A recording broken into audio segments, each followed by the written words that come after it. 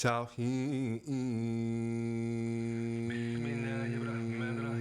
Tauheed. So reading from the paper, it says the National Plantation Psychosis Awareness Committee, the NPPAC, pronounced impact, defines plantation psychosis as a fundamental mental derangement. A fundamental mental derangement. Plantation psychosis is a mental derangement categorized by defective or lost contact with reality. So plantation psychosis, meaning this psychosis or this process that was done to us, it's a mental derangement in where we have a defective or lost contact of reality. We no longer are thinking in reality terms, man. Our reality is gone. We are in a warped reality. The things that we see in our thinking process and everything is toe up. It ain't real. You know what I'm saying? It's synthesized because of the things that have been inculcated into or put into that process. Okay? Manifested by a particular conditioning. This is manifested by a particular conditioning imposed upon the psychic or the psyche through a series of extreme physical and psychological apparatuses that are administered through external stimuli such as fear and environmental factors. So what they try to do is cause a physical or a psychological apparatus such as fear, right? This fear causes a physical or a psychological, you know what I'm saying, warp in the process. And they use external stimuli such as fear and other things, okay? Such as fear and environmental factors experienced on the slave plantations and were systematically transferred from one generation to the next until it had become socially clocked and transferred into patterns of behavior which further manifests itself into a particular self-hatred or denial towards one's own self-kith and kin. Let me read that one more time. It's very powerful. A series of extreme physical and psychological apparatuses that are administered through external stimuli such as fear, so they're called some type of fear, and environmental factors, meaning, you know, we can make environmental factors such as your money or whatever. You know, these things can make a psychological, you know what I'm saying, factor experienced on the slave plantations, right? The things that they experienced on the slave plantations and were systematically transferred from one generation to the next generation. So whatever psychological things that you went through because of the slave plantation, you know what I'm saying, the fear or the master or, you know, the hatred of your husband because, you know, the woman was getting raped and the man, he couldn't even do nothing, and so she blamed him inadvertently and all this other stuff. All them things were transferred. These fears, these psychological things were transferred from one generation to the next generation where it became patterns of behavior. Man, why you do that? Because Big Mama did it. Big Mama taught Grandma. Grandma taught my mama taught me. These are learned patterns of behavior that we learn from slavery. We don't even know why we did it. Man, we chitlins. We don't understand that came from slavery because that's the only thing they let us eat. They ate all the other part of, and they gave us the dookie part. Here, y'all eat dookie, eat dung. And we made it into a delicatessen because we wanted to make everything, even though we was in that situation, it was horrible, we wanted to make light of it. We made light of it. So we're going to make this into a delicatessen. Master gave us some dookie, we're going to make it into a delicatessen. Chitlins. But anyway, it's all like that. So anyway, it's transferred from one generation to the next generation. It's a learned pattern of behavior. And the end result is that we have self-hate. Right? Why do we have self-hate? Because we all on the farm, I'm getting beat, you getting beat. We try not to get beat. You know what I'm saying? They telling on each other on the plantation, they telling master, all kind of stuff going on. You light-skinned, well, you in the house, I'm dark, I'm out here. So now we hating each other. Because we learned this from the plantation. Master the one got us doing this with each other. He got us fighting with each other while he's sitting back laughing. Right? Mr. Gilmore laughing at us. Right? Gilmore laughing at us. He orchestrated everything with this plantation psychosis, with this Willie Lynch that we're going to talk about, how he did it, and he did it where, man, now we got self-hate, right? As if we have no self-hate, we have no self-worth. So now, after all of this, they don't broke it down to this and that, where we hate ourselves, and every time we look at each other, we hate ourselves, so we're ready to stomp each other out. We quick to stomp each other out. Quick, man, I'm going to stomp that nigga out. Man, I can't. But it comes to the next race. Or the people that's been oppressing us, the ones that been raping us, the ones that's been hanging us, and all these other things, we hesitate. Well, you know, well, maybe we should talk about it. You know, maybe, you know, brother, well, you shouldn't have done that. But let one of us that look like us do a little thing, man. We ready to stomp him out. We ready to kill him. We ready to break his jaw. We ready to do all that. We ready to break his neck. You know what I'm saying? Because we hate ourselves, man. We got self-hate. Right? And we feel like we have no self-worth. We've heard the word nigga so long. Nigga, nigga, nigga, nigga, you a nigga. Oh, nigga, oh, nigga. So now we saying the word, it has inculcated into our life and our psyche. Psychological, plantation psychosis, everything dealing with your psyche. See, I'm dealing with your mind. They ain't got to whoop us no more physically. They whooped us mentally. You know what I'm talking about? First the mind, then the body will follow. So if I whoop your mind, I can control your body, or I can make your body docile where it don't move. Right? So plantation psychosis. So we're going to talk about this plantation psychosis, what they did to us, how they did it, and how we can cure it. Because if you don't believe that you're sick, man, then you ain't going to be cured. And that's what we're going to get on to next. You got to believe that you're sick. Okay? We're going to get to that. Continuing. It says, for one even to phantom, and this is what I said, because we're going to get into it next. That's why it's next. For one even to phantom the effect of plantation psychosis, for even one to even think or to fathom that maybe I have been affected by this plantation psychosis, or its validity, one must first free him or herself of this psychosis by becoming aware of its many subliminal symptoms and causes. For one to even fathom the effect of plantation psychosis or its validity, or that it can be true, one must first free him or herself of the psychosis of becoming aware of its many subliminal symptoms and causes. So in order for you to even understand it, believe in it, its validity, or understand how it works, you must first believe that you're sick. You must first believe that something was done to you. If you don't believe that something was systematically done to you, right, then you don't care. And you're going to keep doing what you're doing. So the first process, or the first step to becoming cured, is to first believe that you're sick, or that you may have somehow become sick, or whether it's consciously or subconsciously. Right? We all heard the saying, they said, what, one bad apple spoils the bunch. Right? One bad apple spoils the bunch. So let's look at millions of bad apples. So we live in this land, we say we live in Fresno. Fresno, we got a million people. Right? How many Muslims in Fresno? Huh? Give or take. Alright? Let's say 2,000, 3,000, whatever. Let's just say 10,000 out of a million. Right? A million, and you got 2,000 Muslims. Right? So they said one bad apple spoils the bunch. I'm surrounded by 850,000 bad apples.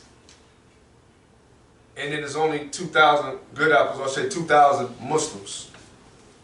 We're not affected by them bad apples, but we're affected by one bad apple. So one bad apple spoils the bunch, but now I'm surrounded by 800,000 bad apples. Or let's just say in this whole country, we got 365 million people, or apples.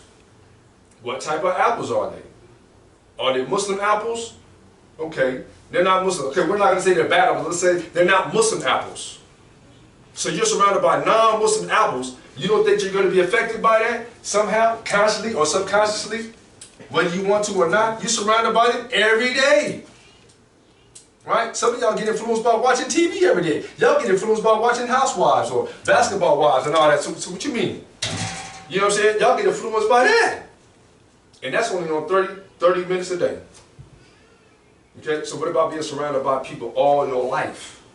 What they talking about? What they being about? Right? What language do they use? So yeah, you're affected by them somehow, some way, consciously or subconsciously. So you know what? Being in a society that lets us watch porn on TV, being in a society that advocates homosexuality and all this other stuff, being in a society, you know what I'm saying, that advocates women being men and men being women and little kids being transgenders and wearing pumps and all that, wearing lipstick and all that, you mean to tell me that we're not affected by that? So yeah, we are sick. Whether if it's we have tried to desensitize ourselves to not think about these things. That is insane in itself. To walk by and to see these things and become so used to it and so desensitized that it doesn't affect you no more. Well, as long as He doesn't, you know, Allah said love everybody. Everybody's good people, and you know. No, that's not what Allah says. Allah didn't say love everybody. That's not what He said. Stop lying. Allah destroyed a whole people. Sodom and Gomorrah. It's in the Bible. So people say they believe in the Bible. He destroyed a whole people, a whole town because of a certain action. But now we have a people that are allowing and advocating and pushing laws to do the total opposite of what God did. No, we're embracing them. God said He pushed them out. He destroyed them. To whereas they don't even exist no more. Right? You can't even go into the water over there. It's cursed. But yet we have a people of Babylon, a new people of Sodom and Gomorrah. Right? A new people of Egypt and Pharaoh. They're doing all of the things of old. The homosexuality, the magic and all of that.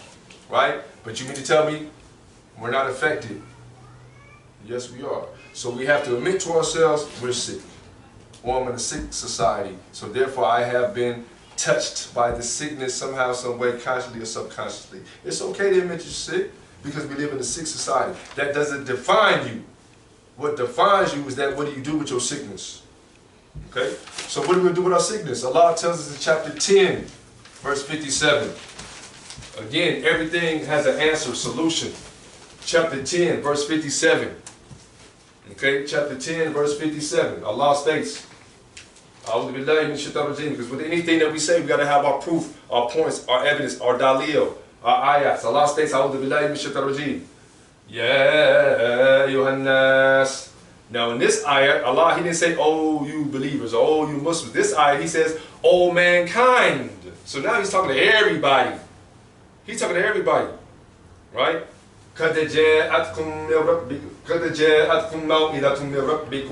Indeed, there has come to you an admonishment, a reminder from your Lord. Huh?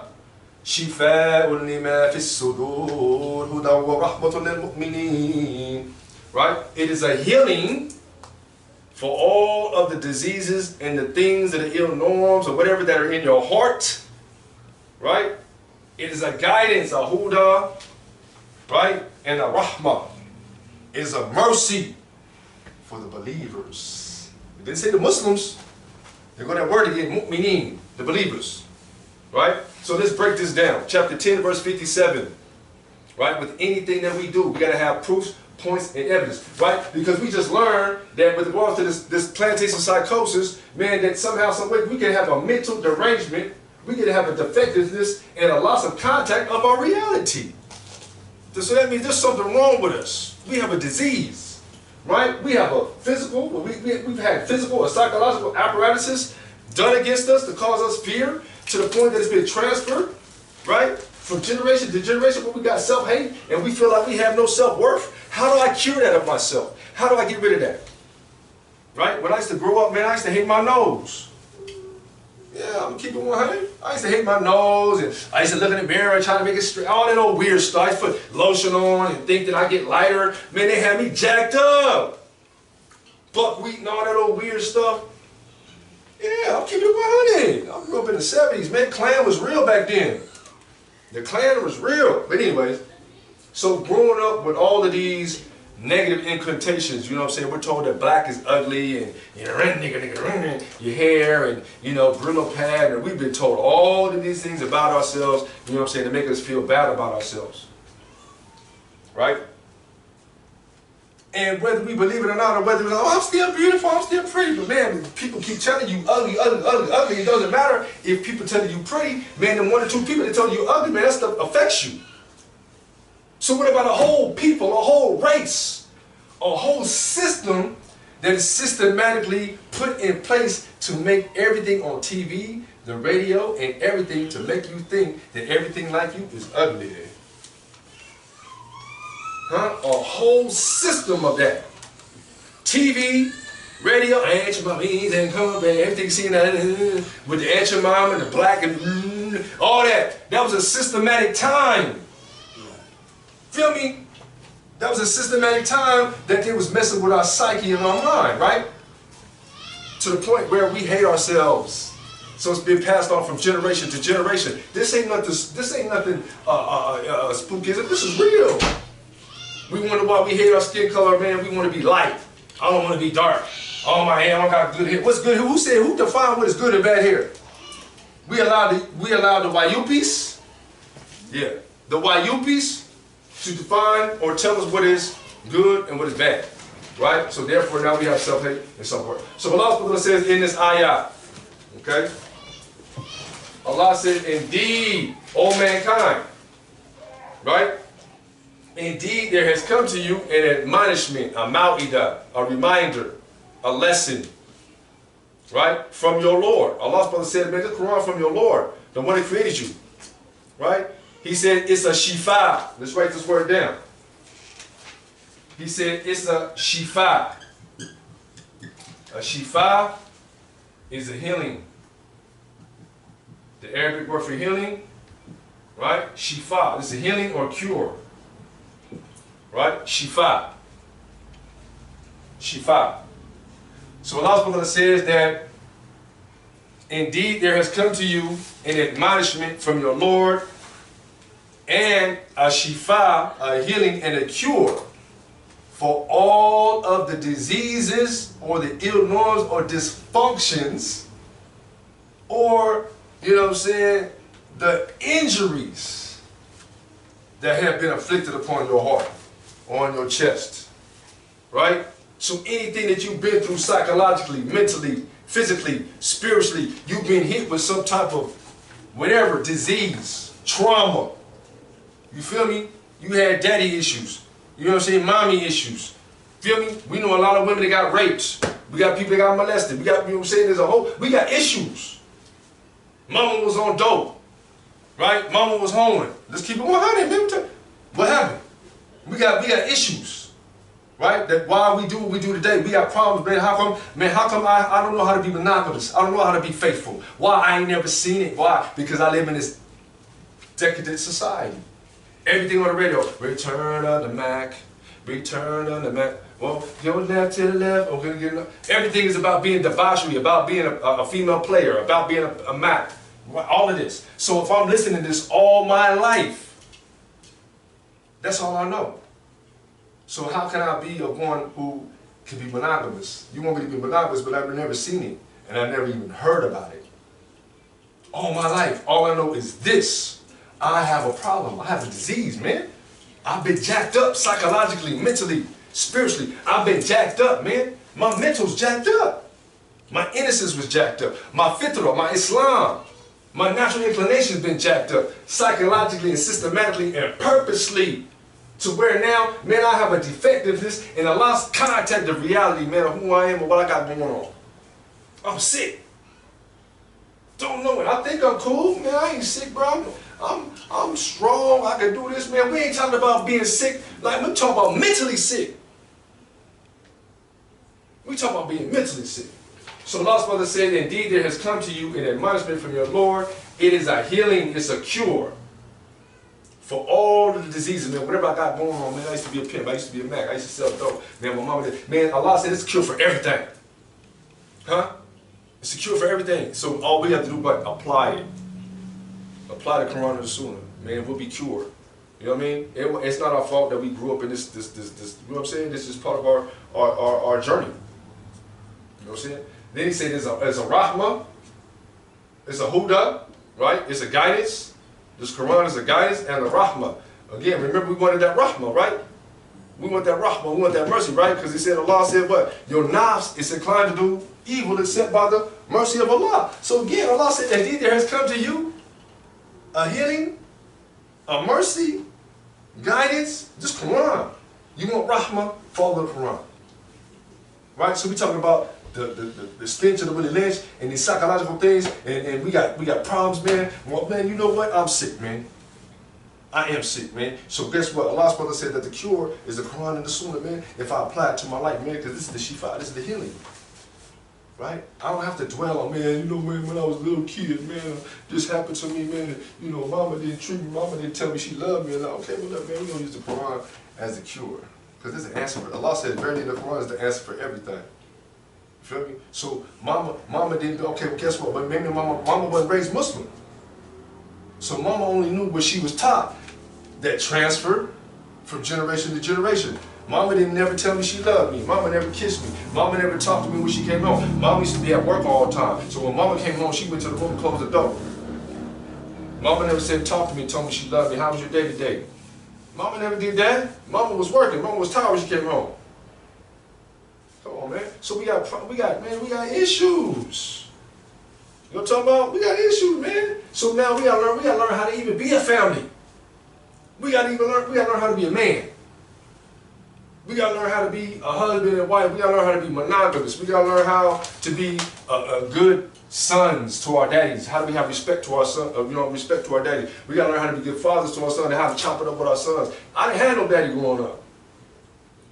My daddy didn't chop it up with me. So I learned out in the street or whatever somebody told my homeboy. He told me but we learned from the street. How is it supposed to be? You're not supposed to be like, you ain't supposed to learn from the street. You're supposed to learn from your pops. Right? That's the utopian dream that the daddy, he laces his son with these jewels. You know what I'm saying? He laces him so he has these jewels, man. We don't want to be laced and transferred with this boo-boo. We want to lace him and transfer with some jewels, man. So the Quran is the cure, it's a guidance, and it's a mercy for those who believe. Right? And he didn't say for the Muslims. He said you'll get the cure, right? You'll get the mercy, and you'll get the guidance, right? If you what? Believe. For Iman, you gotta have Iman, right? And what defines Iman? Actions. Just talk about it, bro. It's time to be about it now, man. I'm striving to be a mu'mineen, man. So guess what? Not only because see in Islam, we can't say, man, I'm a believer.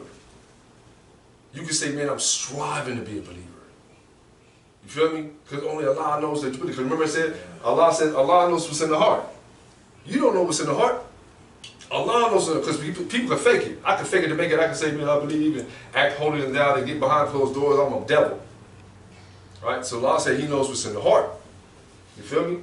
So Allah said, man, He can cure you, get the rock of the Buddha, all of that, man. Inshallah, if you strive to be the believers, man.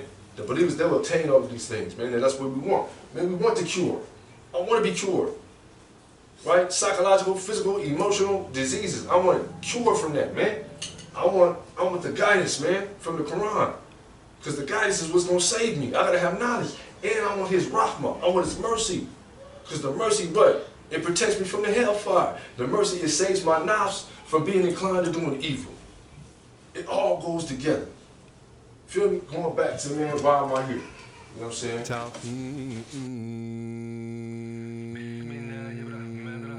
Tauheed.